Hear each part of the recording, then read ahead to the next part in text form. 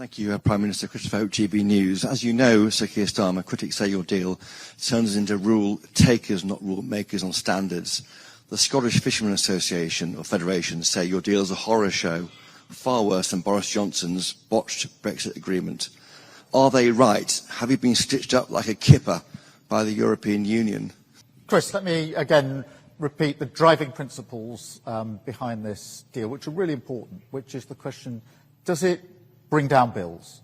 And I think it's really important to see the reaction of supermarkets, of Salmon Scotland, to begin to answer that question, because they are celebrating this because they know it will reduce prices. And we all know how hard the cost of living crisis is bearing down on working people, and therefore bringing down bills is hugely important. Does it boost jobs in security, in defence, steel, of course, and of course across all those areas affected by the SPS agreement, energy and electricity also within the scope of this. And then, of course, does it take vital measures to help protect our borders? And this goes beyond what we've been able to do before in answering those questions. So they are the principles that we set for this. I think it's important to remember in relation to fishing that next year, under the old arrangement, we didn't cease to have any EU fishing in our waters. We simply went to a year-on-year negotiation, which means there's no stability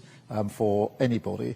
And because of the SPS zone being permanent, that does mean for fishing communities that the fish can be sold into the European market. And when 72% of your fish is into the European market, that makes a material difference in terms of cutting the red tape and the bureaucracy. And of course it unlocks some of the shellfish, etc., which couldn't be sold into the market at all until we made this arrangement. And I think it is important to emphasise again the £360 million transformation fund to fishing communities, which has never been put in place before. And that's why the comprehensive nature of this deal across so many strands is totally focused on that question. Does it bring down bills? Does it drive up jobs? And does it help us take control of our borders? And it answers all of those questions, which I think are fundamentally important for working people. Thank you.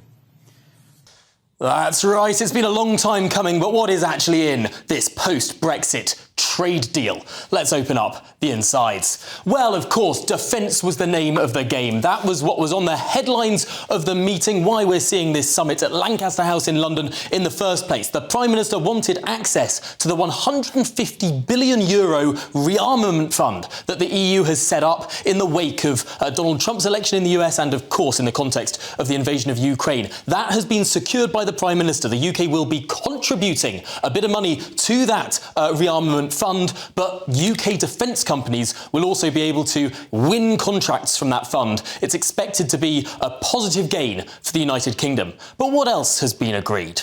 Well, let's move on to those British fisheries. It's argued that we had to give away a lot on fish to win on defence. Clearly, this is an issue that I think it's pretty unanimous the EU has won on. Yes, 12-year access. Up until 2038, the EU will be able to have privileged access to UK fishing waters. As a coastal state, of course, the UK has a wealth of fish. The UK was meant to get full control over it next year as part of Boris Johnson's agreement. Well, now that's being extended by a further 12 years. But much else indeed. E-gates is a win for the British government. This is going to be one of the most totemic issues of this deal, not because it's huge economically, but because voters will feel it when they go on holiday. 70% of people go on holiday to Europe when they travel abroad, and so these e-gates being the norm across the EU, being able to go in the EU queue, not the rest of the world queue, will be a big win for this government. Worth noting, though, certain EU countries already let the UK go in their e-gate queue, notably Portugal, England's oldest ally. What else was in this deal? Well, let's have a look at the next side, the food regulations. It's hard to argue which side thinks they have won on this. The Prime Minister thinks he has won on being able to export British food more easily. Burgers and sausages, the Prime Minister mentioned in that press conference, but there's a price. And that price is that Britain becomes a rule taker on food. We'll have to, in perpetuity, take EU rules and apply them to our farmers. One final thing to note, it hasn't taken a lot of press coverage, but energy. Energy is part of this deal too. This deal commits the UK to exploring joining the EU energy market, and that also means dynamic alignment, another area where the UK would take rules from the EU and where the EU could set taxes in the UK. Well, thank you, Ursula. Thank you, Antonio, for your words, and thank you for your leadership on this as well.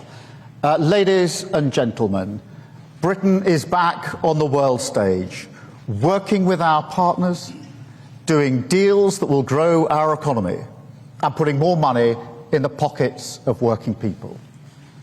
In the last 2 weeks alone, we've delivered trade deals with India and the US. And that means jobs saved, jobs created, more growth, and a huge vote of confidence in this country.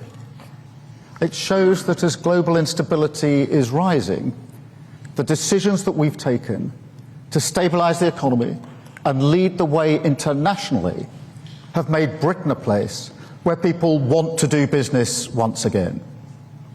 And from that position of strength, today we have struck this landmark deal with the EU, a new partnership between an independent Britain and our allies in Europe.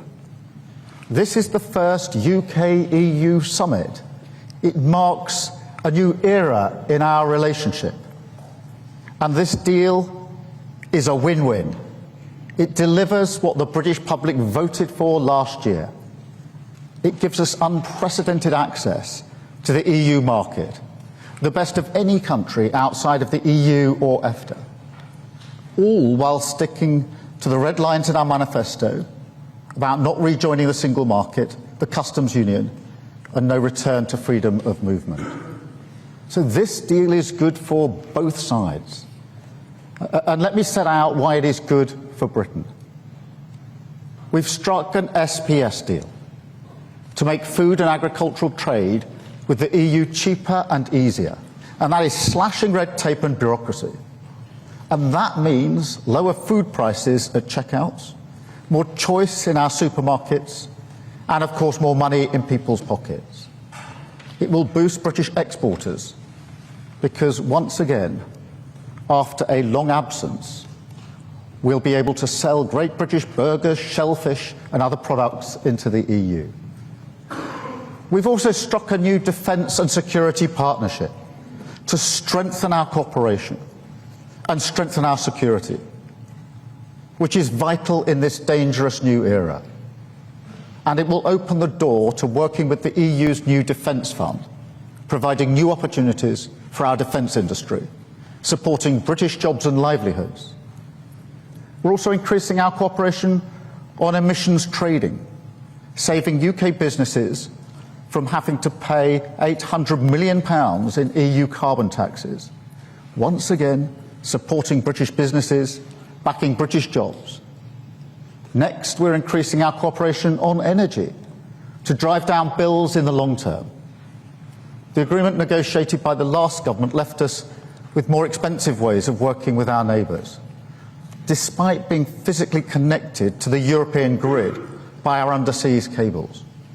Today's deal will see us work to bring these systems together again, benefiting bill payers and boosting our renewable industry in the North Sea. The previous deal left a huge gap in our ability to work together to tackle illegal migration. So this deal closes that gap so we can work across migration routes to end the migration crisis and smash the criminal gangs. We're boosting our cooperation on law enforcement, combating terrorism and serious organised crime, with better sharing of intelligence and data, including facial imaging, for the first time. Today's deal will also help British holidaymakers, as we're confirming that they will be able to use e-gates when they travel to Europe, ending those huge queues at passport control. And I call on all EU members to help make this a reality without delay. Finally, we've agreed today to cooperate on a youth experience scheme to allow our young people to travel and work freely in Europe. And I'm clear this will come with all the appropriate time limits, caps and visa requirements. So it's a long list. It shows just how much we've achieved here today. Real benefits for the British people. Because it's time to look forward. It's time to move on from the stale old debates and political fights to focus on delivering common sense, practical solutions which get the best for the British people. We're ready to work with all our partners, wherever it means we can improve people's lives here at home. And that's what this deal is all about. Facing out to the world once again, in the great tradition of this nation, building the relationships we choose with the partners we choose, and closing deals in the national interest. Thank you.